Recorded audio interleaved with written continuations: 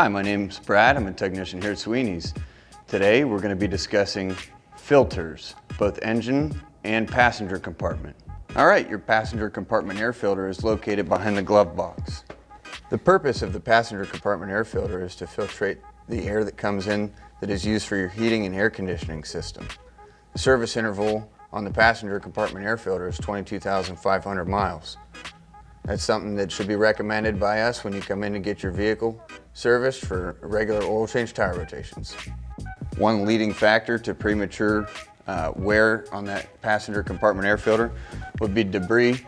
Our air enters through our cowl here, and parking under trees and any other objects that might build up along there find their way into that filter, which will cause a restriction. The other filter your vehicle is equipped with is the engine compartment air filter, located here inside the engine compartment.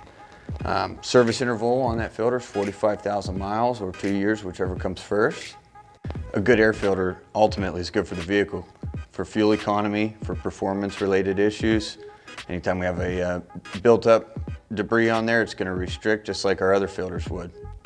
The service interval for both those filters and many other services are located in your owner's manual under your maintenance schedule.